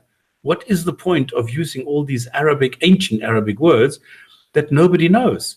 I mean, there's was it 0.030, 0.0001% actually have studied ancient Arabic. So what is the point of using ancient Arabic for everything? What is the point of using Shahada if you don't know what it is? What if you look at the word like this alaka and nutfa, this old embryology discussion? What is the point of using these words if you don't know what they are? So the effect that we have today is that people make all these claims, these very, very absolutist claims, and people look at you like you're a fool. Then you go with the prayer. I mean, nobody understands why you need to pray, why you need to pray in ancient Arabic, why you need to pray in this funny direction thing. And then why do you need to, like, for example, greet your angels on the left side and the right side who are recording everything what you are doing if there is already this book available? And why, if this God knows everything in the first place? What is the point? Then you have the charity, which, well, this we've covered. We've covered the fasting and the pilgrimage. Why do you need to go and worship a God by going on a pilgrimage to a specific place? Why can't you do this anywhere and everywhere? So you have the effect that people look at you and say, look, you guys are stupid. You've got this Mecca thing, which didn't even exist at the time, where you're saying your prophet went to another place, to a mosque, to pray there, which didn't exist at the time. And now you're expecting me to take you seriously when you are telling me that you have to run around a black stone 7 times. And if you don't do that, you're going to be in deep shit. That is the effect that, come on, every rational human being is going to look at it like that. He's going to say, what is wrong with you? And Muslims cannot give you any good reason. It's a mechanism of control, isn't it? At this point, let's invite Sammy. Sammy, if you can unmute yourself, you've been listening into the discussion and so forth. Maybe just share whatever you feel comfortable about yourself, and share a few thoughts on what we've talked about so far. Sure. Can you hear me? Yes, you're coming through clearly. Welcome to the show. Hi guys. I'm a long time listener. So I would describe myself as an ex-Muslim. And I've looked quite deeply over a number of years into Islam and sort of drawn my conclusions around what I think. And I think the topic today is particularly interesting in the sense that you're discussing some of the more ritualistic parts of the religion. And I've always sort of struggled with so much of Islam being based on what seem to be rituals without or lacking meaning and not really having any sort of moral content. So something like, going around the Kaaba 7 times, Hajj, prayer, praying 5 times a day rather than 4 times a day or 6 times a day. It all does seem rather sort of arbitrary and lacking any sort of moral purpose. I don't think any orphan has been fed by someone praying 5 times a day. It hasn't affected the world in a positive way, the fact that one person may pray 5 times a day. And so what I find quite interesting about that is there any reason to think that the creator of the universe is interested in things which have no moral content whatsoever, which are essentially just arbitrary rituals? Or is the position more likely that the reason why this religion contains what seem to be quite arbitrary rituals is because that's what human beings do? We ascribe meaning to randomness, and it's something that we've done over thousands of years, and you see it every day in our lives. You see brands, you see uniforms, you see logos, etc. Randomness that human beings have ascribed meaning to. And so it seems to me that the reason why you see these rituals is that it's all about being in the club. It's about being identified as being within the tribe and identifiably Muslim. And that seems to be the far more likely explanation for why we see these things in the religion versus a all-powerful God who seems to have a desire to see these very intelligent apes on this one planet, in this one corner of the galaxy, in this one part of the universe, perform these meaningless rituals. So that's where I'm coming from on it. Well said. I think when it's put like that, you've definitely got to hold your head in your hands and wonder how this could be possible. Because as you rightly said, if God can see into your heart, all you'd have to do is think or feel the love, the sacrifice, the the sort of groveling or whatever the case is that you wanted to do, you wouldn't have to go and perform action. So I agree with you. It's a form of control. However, and I think, whenever one looks at this, you look at it from a human point of view, in the sense that, hey, if everybody did it in their heart, nobody would actually be knowing whether anybody else is doing it. So in order, for this to actually work, you've got to go and do something. When other people see you doing it, prostrating yourself or going around the Kaaba or whatever, they will join in. And as you say, that it becomes a whole club, because we could just close our eyes and say, thank you, Allah, do whatever it is that was asked of you. But then you just don't know whether your next door neighbor and everybody else is doing it. So you have to go through these elaborate rituals, which then, form a sense of some kind of community and authoritarian control. And, that's how it was. And of course, as I think Stops pointed out, and other people in the chat have as well, is that this is based, a lot on sort of pagan rituals that came before. So I think your point is well made. But there's one interesting aspect here that Sammy raised, which I think is brilliant, which is this Los Angeles gang membership mentality, where the individual members actually get their identity through the gang, through the membership within this in-group, where they are copying each other's rituals. And I think this is a very, very strong attraction of people, that no matter how stupid, no matter how whatever they are, they will be accepted within their gang as long as they go along with all these different. Yes, I think you're right. There's a great appeal to people who are lonely, perhaps. I mean, I'm not saying that's always the case, but there is an appeal to like a community-based thing where you just have to follow a few seemingly simple rules and rituals. And like you say, they claim that it's not the color of your skin, et cetera, et cetera. And so it appears at first glance to be, you're able to join this family club with very little, entrance fee, so to speak, or seemingly so. And I just think that's so representative of a pattern that we see generally in human societies, sort of membership of a club, being within a tribe, identifying a group, identity politics. It's so obviously human that it surprises me that you have so many people who just don't see the recognizably human origins of these practices. So, for example, the chaps that you bump into in Speaker's Corner, or the lads who tend to give dawah on the streets of London. I from time to time I'll go up and speak to them, and I would notice, for example, that the way that they shape their, something as mundane as their facial hair is very similar. So they'll grow a beard, but they'll shave their top lip, and they won't have any facial hair above their top lip. And it just strikes me that the reason why they're doing that is not because they think it's fashionable or makes them look attractive. It's because they're doing it because they believe it's prescribed in the religion. And has a thought ever crossed their mind as to why would the creator of the universe care about something which is completely amoral? It has no moral content whatsoever, whether you shave your top lip or what design you choose to take with your facial hair. It's completely meaningless when you think about if God exists, how the size and scale of God given the size and scale of the universe. It just makes no sense.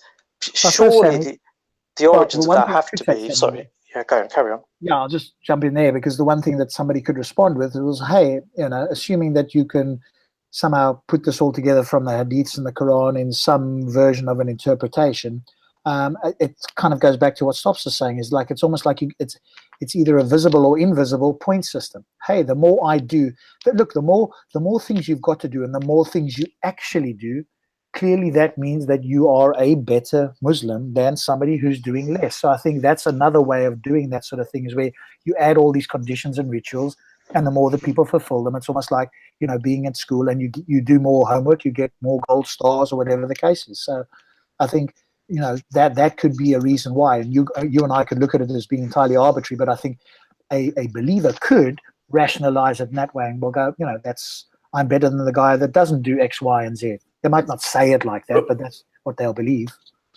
Rob, before you say hi to Hassan, I just have one quick question to Sammy. Sammy, give me the one thing that most appealed to you in Islam. Oh, that's a good question.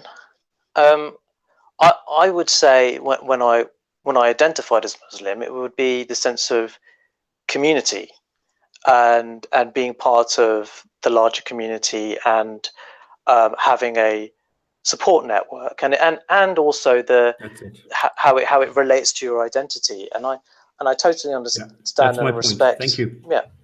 Okay. Cool. I obviously want to welcome in the legendary Hassan Radwan.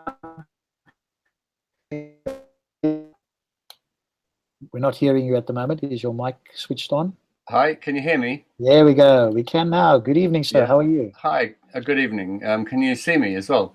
No, just your picture, but your picture is lovely. So we're happy with your picture. If you want to join with a live video, no problem, but your picture shows you very well. Okay, no problem. Yeah, hi everyone. I'm just going to kind of listen. I actually just happen to be free. I'm not usually free on Fridays. I'm just happened to be listening and just thought I'd join you and I'll sort of chip in whenever you want me to. Okay? Yeah, well, feel free if you would. I mean, obviously we've been chatting about the 5 pillars and the 6 beliefs and so forth, and to whatever degree you have listened, maybe give us a couple of your views. Well, you might find it interesting that I actually occasionally pray. I actually attended Jummah today. Okay. I do enjoy prayer. I like connecting with I'm agnostic, but I believe that there is something greater, and so I enjoy connecting with that, with the cosmos, even if there's nobody listening. Obviously I know that I'm just talking to the ceiling or talking to the sky or whatever, and there may be nobody listening, but I just like kind of unloading and sharing my thoughts and my feelings and my pain with the universe, and I find it quite comforting. And I've spent 50 years, half a century, as a Muslim, and so I do find the whole Islamic prayer ritual quite comforting. I grew up in a very loving Muslim family. I never had problems with Muslims, and my experiences with Muslims were always very good. So I didn't reject Islam because of bad experiences. I rejected Islam because I eventually came to question many of the things that were in it. But that's exactly what somebody in the chat is saying the same thing. This is why what you are doing sounds more like meditation than yeah. But Hassan, do you actually follow any of the Muslim rituals itself, or when you are praying, are you doing it in a very different way that just looks to the outside observer like you doing what Muslims do? How does that, if you're able to? I kind of avoid. I like to, for example, I once gave a khutbah at the Inclusive Mosque, and I don't know whether you've heard of the Inclusive Mosque. I think you did mention on one of the other hangouts. It might have been with Viz or something like that. They're a very liberal. Is that the Dr. Taj Mosque? Sorry? Is that the Dr. Taj Mosque? No, I don't. I'm not a big fan of Dr. Taj Hargi. I find him a little bit dishonest, to be honest with you. No, this is the Inclusive Mosque. It was started, I think, in America by a lady called Amina Wadood. And they've got a branch in England, and it's in Upper Street in Islington, actually. And basically, you can go there, you can be Muslim, or you can be atheist, or you can be Jewish, or you can be Christian, and you can join in. You can join in the actual ritual prayers, or you can just sit and watch, or you can lie down, or you can meditate, or you can just stand. And it's just a kind of it is an interesting. They're a lovely bunch of people, actually. Really, really nice bunch of people. Do you get to talk to them as well, like a bit of a polite version? Afterwards, there's always a nice. They lay on some food and some sandwiches and tea and whatever, and we get to have some really interesting chats. I didn't actually go down this Friday. Actually went to the one that's just around the corner because of the horrible weather. I couldn't make it all the way to Upper Street. but that's where I would go if I did do Friday prayers usually, because it's a good atmosphere. And I actually gave a khutbah there once, and of course I was very selective about the verses that I chose. You know, the ones that I felt were very sort of inclusive and universalistic and ecumenical, if you like. And I avoided, for example, there's a prayer at the end when it says, you know, sort of God help us and God protect us and this and that. And then it says, help us against the unbelievers. And I decided to cut that bit out because I'm sorry, I don't subscribe to that. So I think I do kind of tailor it to myself, yes. And when I actually pray, it's a kind of like I'm connecting to not the Abrahamic God described in the Qur'an or in the Bible or anything like that, but to my sort of vision of some sort of cosmic power, some sort of force that's beyond this world, that may or may not exist. But I find that it alleviates my thought that there's something other than this miserable life. Yeah, so it's more, I guess, from what I hear, it's more sort of comforting. It's a feel good. You wouldn't necessarily come in and argue the point that in fact exists in reality, even though you might believe it, which I respect. So if somebody says, hey, I believe X, I can't prove it, I'm not going to try to do it, but it does help me in my certain way. Absolutely. And it doesn't impact the world around me in a negative way, you know. Absolutely. And especially if they're not coming to have like a tough intellectual discussion, because then obviously you could ask the question, well, do you care what is true? But if they have in fact said up front that, hey, I just have this belief, I don't know whether it's true. Yes, I want to care whether my beliefs are true, but I don't ultimately know whether it could be true. And they're not going to try and push it on anybody, you know. And I don't. Well, as you know, I am very harsh in my criticism of Islam, and I you know, I take many of the verses to task, and I say quite clearly and unequivocally that the Quran is a human text and a very flawed text, and it's got many things in it which are simply unacceptable, you know, in this day and age, and I, you know, so I am a constant critic of Islam, but nevertheless, it's, if you like, the tradition I grew up with, and so I still feel a kind of I want to connect with this sort of something other, you know, outside, something greater than myself. And I wasn't born in the Christian tradition. I wasn't born in the Hindu tradition. I wasn't born in any of the other traditions.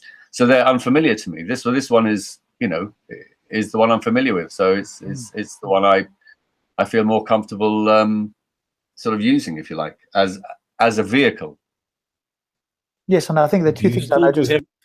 Sorry, Stops, carry on. Do you still have?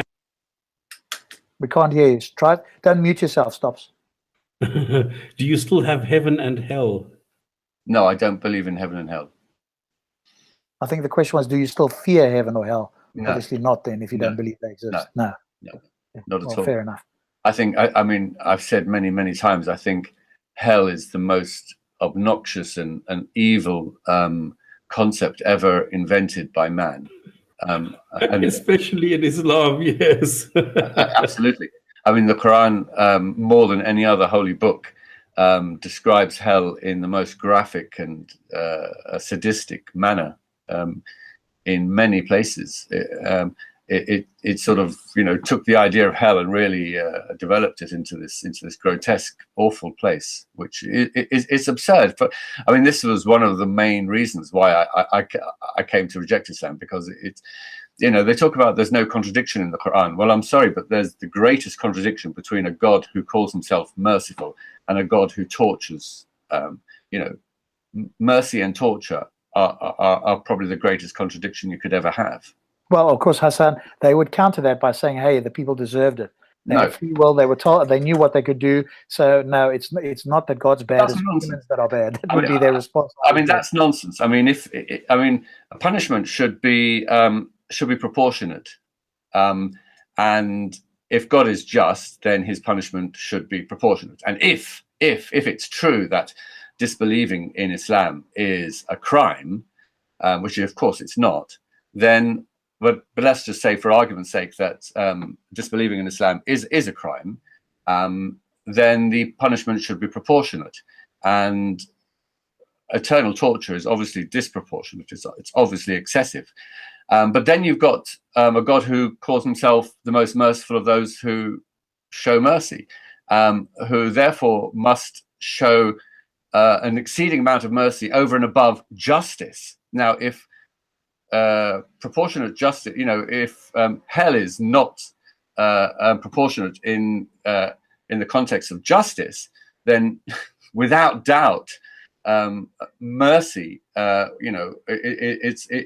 not acceptable within mercy, because mercy is obviously something you show to enemies. It's something you show to people who have committed crimes, and so it's absurd in any kind of sense or reason or logic. There's no way that anyone can defend torture and mercy.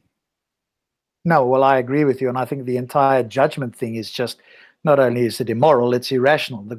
This perfect God that created these creatures, knowing exactly what they would do and how they would fail, and then punishes them for things that don't actually affect him. The only thing that we could ever affect is our fellow human beings and our environment. So he's beyond that, and therefore, completely immune to anything, and presumably can't feel bad unless he chose to. So again, it's just exactly. And what was you have a response here, Hassan? Just to say, you have a response, go on. Which you might not have seen. Apparently, according to one Muslim here, you left for emotional reasons.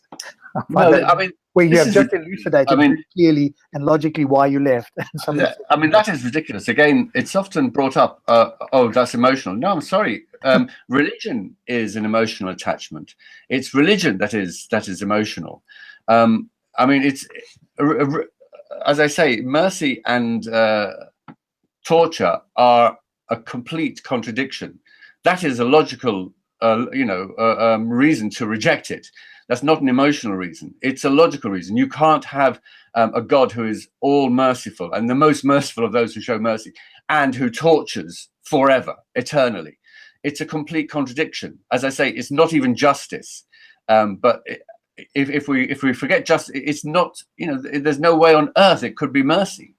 So, it's absolutely ridiculous. And if you think about it, like you said, a God who creates a creature knowing he's going to fail his test, in inverted commas, and end up in this place of eternal torture, which, they're going to suffer, their skins being burnt off over and over again without end. A God who keeps them alive, who doesn't allow them to die, but keeps them alive so they keep on screaming in agony, not for 1,000 years, 1,000,000 years, 1,000,000,000 years, but forever and ever and ever. What is that all for? Just so that he can prove and say that he was right? He created them for what reason?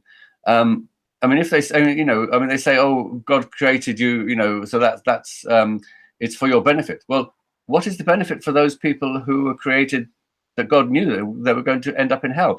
What did they benefit? There's no benefit there, and certainly no merciful, no being who calls himself merciful would create creatures just so they could suffer eternally. I think this point can be put even more strongly, actually, because when you it's not just that the Islamic conception of under the Islamic conception of God, he knows what's going to happen. He also has a degree of responsibility over what happens, because he determines your genetic makeup. Yeah. He determines where you are born, when you are born. He determines the he is in control of the environment to a certain extent, and he's also in control of structurally the way in which we live our lives. And what I mean by that is there are certain sins attached to certain behaviors. So, for example, if you steal food, or if you commit, there's obviously lots of sins associated with sexual conduct as well. And the reason why those sins are even possible is because we are, quote unquote, designed to, in the example of food, to eat rather than, I don't know, like plants, obtain energy from the sun through photosynthesis, or when we don't reproduce sexually rather than asexually. So if God exists, he has structured our lives and the way in which we physiologically operate to make certain sins possible. So it seems to me that not only does he know what's going to happen, he has a certain degree of responsibility over what's happened. So it's like he designed the video game that he himself is playing, which I find absolutely just contradictory and perverse. Absolutely. And the more we find out about how the human brain works, the more we find that our behavior is largely conditioned by our environment, our context, our socialization, our upbringing, and our biology. And what freedom we have is at best limited. And I can't understand how anyone can attach any blame to anyone who looks at Islam and says, no, I'm sorry, I don't believe in it. It's, as I say, it's not a crime. It's not, people who don't believe in Islam are not evil. And of course, what a lot of Muslims will say is, oh, but they know it's the truth and they willfully and maliciously reject it, which I find an absolute nonsense as well, because, why would anyone who knows something is true then say it's not true? Such people don't deserve punishment. They deserve mental health care. Yes, they just, well, depending on who you speak to, we're just suppressing the truth. Just suppressing, it in, deep down, because we're supposedly all born with it, but we're just suppressing it so we can get on with our evil deeds. That sort of response. Yeah. I mean, it makes no sense. Why would someone, do that? I mean, even if we were to, to take their point of view, I mean, such a person, there's something wrong with them, or I mean, they don't. There's no way that eternal torture can be in any way regarded as a proportionate punishment for such a person. And as I say, that's in the sense of justice. But then if we say that God is not just just, he is all merciful, well, I mean, where is that mercy? As I say, it annoys me when people say, oh, it's emotional. Not at all. It's pure logic and reason. It's a complete contradiction. Yes, it's logic and reason based on morality, and morality is not. It's not emotion based when deciding your morality, or it shouldn't be anyway. So, yeah, this whole emotional thing, and of course we heard it today, and I think Stops is working on a video with one of the apologist hijab. You've got to be sincere, and so this is the get out clause. Of course, if you investigate everything and you come to the conclusion, as you and I and the rest of the panelists have, that there doesn't seem to be any truth to this, then the last get out clause is, well, you're just not being sincere. You've got to come with a sincere heart. Again, to be the devil's advocate, even if somebody is insincere, do they deserve to be eternally tortured over and over again without end? That's insane. Yes, although there are Muslims who will say yes, they are. They've had the truth has been given to them. But then, as you quite rightly pointed out, if it's not a mortal sin or even a sin, then on what basis is that? I don't think any reasonable person, can say that eternal torture is a reasonable punishment, let alone proportionate. Well, I don't think any torture is for an omniscient being that. Well, absolutely. I mean, in all civilized societies, we've banned torture, and we're against torture. I mean, the only people who carry out torture are the most, sadistic tyrants and dictators or appalling criminals. This is something that we do as human beings. But I mean, God would not only torture people, he will actually eternally torture them without end. I think I mentioned this once before, that I heard about this dictator in Asia, one of the former Soviet republics, Muslim countries, where there was some Muslim rebels trying to implement the Khilafah. They were, I think, from Hezb Tahrir, and they were arrested by this dictator, and they were boiled in a huge vat of oil, boiling vat of oil. And I thought, what an awful, disgusting creature this dictator must be. To what sort of a human being could he be to drop these human beings into this boiling vat of oil and kill them? But at least they died. God will not only do that, he will do it over and over again and make them alive again, over and over again, without end. Yes. And the argument there is you knew this. It's your choice. You knew the rules. You were given the rules. You were given the instructions. That's nonsense. Because I mean, what they're saying is that they believe it, so they believe it's really going to happen. So somehow we actually believe that this is actually going to happen, but we reject it. But that's nonsense. Anyone who rejects Islam is because we don't believe this is true. Anyone who actually believes that's true, that believes they're going to be burnt over and over again, well, as I say, they need mental health care, not punishment.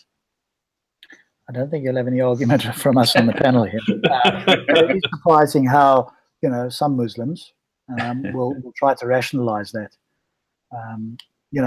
Because I've said on the panel, I've intimated it here, and I've said it elsewhere as well.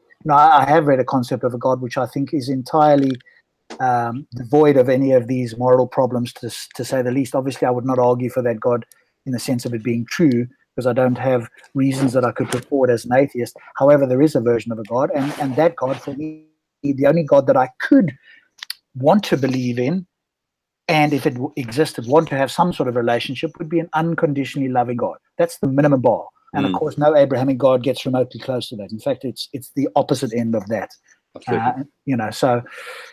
But again, because as you said, and other panelists have said the same thing, I think it's people who are brought up into this. And I think there's a huge need for humans to have some sort of cosmic justice. The fact that somebody could, quote unquote, get away with it in this world is just unbearable for some people. And so, the thought of cosmic justice is so, what's the word? Not refreshing, but it's so, there's justice there. There's got to be justice, because if they don't get it here, somebody murdered my family member or whatever, and they got away with it, but God will punish them. And there's some emotional, I don't know, just. Well, religion has been so successful because of that. It's because it provides some sort of comfort, some sort of meaning in a world which can be quite cruel, can be very cruel, and can be quite absurd and make no sense. And it provides kind of, when you go through awful traumas in life, where, your cancer and all these sorts of things, it gives people something to hold on to, that there is a God who is going to punish those evil people who killed and raped your children, that they're going to get their comeuppance, and that the people that you love who have died, horribly, you're going to see them once again. It's a very attractive and strong thought, and religion has been very successful because of that. Yes, now I think that is emotional reasons. Yes. Those, well, exactly. The emotional heartstrings. Well, exactly. I mean, this is what annoys me about a lot of Muslim apologists who now try to turn the tables and say, "Oh no, it's you atheists who are being emotional." It's absolute nonsense. They are the ones who are being emotional. They're the ones. Religion is a purely emotional attachment. Yes. I'm not saying that all atheists and agnostics or skeptics like myself are purely rational. Human beings are not purely rational creatures, that for sure, and we are all driven by reason as by emotion as well as reason. But without doubt, religion wins in the Premier League of emotion. Yeah, I agree. And even, I've heard some of the Muslim converts say that, they say they take an intellect, what was the term? I won't mention who, and some people will probably be able to guess, did an intellectual investigation and came to the conclusion Islam was true, and then was interviewed and actually said that the turning point for him was the thought of hell, and the fear of hell was the defining moment that made him decide that Islam was the true. And I can see why. I mean, they've outdone the Christians, and so if that hell is true, well, I'd rather believe this than the Christian hell, which presumably is not quite as bad. So, I mean, the simple fact that the vast majority of Muslims were born in Muslim countries, the vast majority of Hindus were born in Hindu countries, the vast majority of Christians were born to Christian countries or Christian families, and so on. Shows you that it's not a simple matter of choice, a rational choice. And I know they talk about converts, but actually converts make up a tiny, tiny percentage. And if you look at the reasons why a lot of converts convert, it's usually because they've gone to a lovely Muslim country where they've been treated, you know, wonderfully, or they've married into a Muslim family, or they've married, you know, there's an emotional reason, you know, to begin with. They may come up with rational reasons. In fact, they always do come up with rational reasons afterwards. But it's the emotional reason that actually led them there. Yes, I agree, and that's always been my sort of, you know, claim, is that at some point every single religious person was not using the critical thinking faculties at some point in their life. They will have accepted it for not good reasons and then try to justify it afterwards. And they could come with, you know, some reasonable arguments, although I haven't. Reasonable is I guess in the eye of the beholder. But at some level, I think you're right that they have accepted it at some level for an emotional reason. I used to work in an Islamic school for 15 years, and I knew a great many, and it was usually Muslim women who had converted to Islam because they had married a Muslim man from Morocco or some Arab country or Pakistan or wherever, and they very often the man wasn't particularly practicing. They fell in love. They may have met in a pub or a bar or whatever. I knew of one who an Algerian chap who was actually playing in a band in a pub, and this girl had met him, and they fell in love, and they started having a relationship. And then he told her that he's a Muslim. She started looking into it. Started, you know, because she wanted a serious relationship with him, started being more serious about it. Then she became very practicing, and this is the typical story which I've seen so many times. And she became very, very religious, and she started coming up with all the reasons why Islam was the best religion in the world. But of course, it all started from a relationship. An emotional reason and an emotional imperative to justify why it was right and why she should convert. Yes, I agree. Yes, that's quite right. Sammy or Stops, is there anything you want to add? I've got another gentleman another ex-Muslim gentleman that wants to join us. I'm just going to see if I can add in the link as well.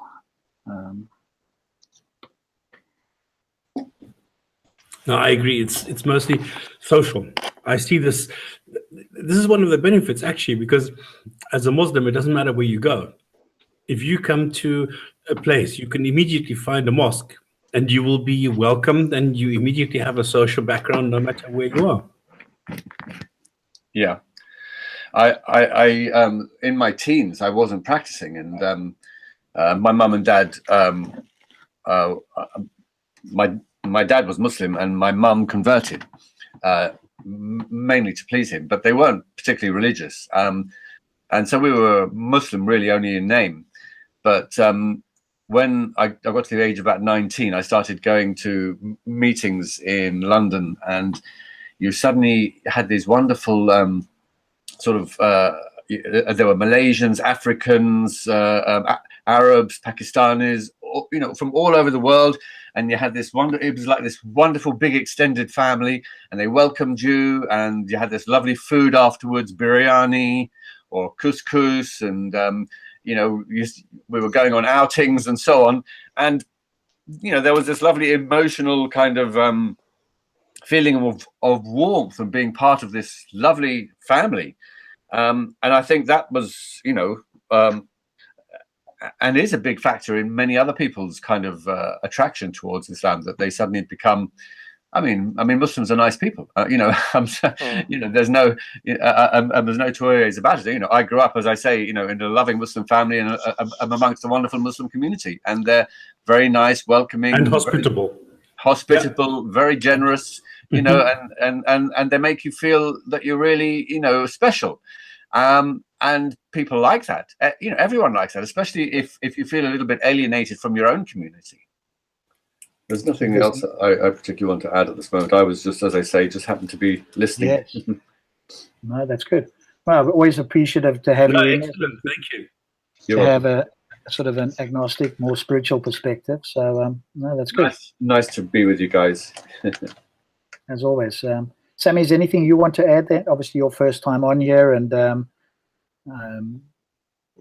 you know, I've really listened carefully to some of the things you said. You've made a lot of sense. You're very articulate as well, so that's always appreciated. So, as you said, you might not be able to join us, or you're likely not able to join us next week. So we will. Yes, I'm sorry. I've got a bit of a family crisis at the moment, so I won't be able to, and that's sort of ongoing at the moment. So I really don't know when I will be free. No, that's fair enough. Family comes first for sure, and wishing that it all goes well for Thanks. you. So yes, no. So pretty much, I'm just replying to a comment there. No, I appreciate it. Thank you so much. So this has been an excellent and interesting talk. I'm just going to. Oh, I see Sammy has. We've lost Sammy there. I'm not even going to chance it with these other people coming in. So they're muted. They can't do anything. It's amazing how these people are so perverted that they get such pleasure out of going into a chat show and then bombing that, and then getting satisfaction out of that. That is, for me, I don't know, this is mind-boggling. I cannot get my head around the fact that somebody can get pleasure out of doing something like this. This is, for me, leaves me speechless. Yes, well, you know, the mental level or lack thereof is just incredibly low. So those are the cases where there's a juvenile mentality, presumably in, we don't know, but I'm going to guess, a non-juvenile body, but the mentality is such that, and maybe that's. Well, I can't imagine a 40-year-old woman doing this. I'm sorry. No, it's unlikely. I agree. You would suggest Even if I sound sexist. You get the odd woman, I guess, but very likely a male, and most likely a younger one at that. Unfortunately, it's always the most militant or extreme who make the loudest noises, and they frighten everyone else into silence, and they frighten the majority of decent Muslims into silence as well.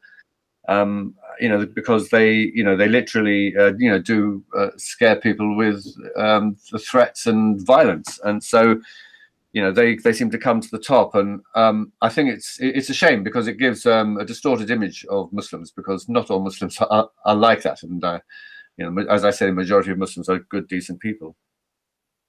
Yes, and that's why I'm reasonably careful to say some Muslims when we talk about whatever it is we're talking about, because I've met them. Obviously, you say you used to be one, your family used to be. I've met some in Speaker's Corner, quite happily live next door to them, and that sort of thing. But you're right; it's the smaller minority that are very vocal. There are wider minorities that believe in unpleasant things. Yeah. But there's a number of ones, and that's not something to forget as well. That there are. That's true. Yeah. So guys, I think if you're all good with that, then let's leave it. Yeah. I think we'll call that one. I want to thank Hassan for his brief and surprise guest appearance. Thanks, as always, to Stop Spamming for his seemingly endless knowledge on these topics as well. Thanks to all of you that have viewed as well. I don't think there's going to be an after show here. There are other links that people can join and so forth. I think the other gentlemen here are tired, as am I, on this particular link anyway, and I need to go and sort out this video now. So thank you so much to Hassan, to Stops, to all the viewers. We will see you next Friday. We will post what will be going on for that show. Until then, good night. Thank you, and bless you in whatever way is good for you. Good night. Good night. We'll all pray for you.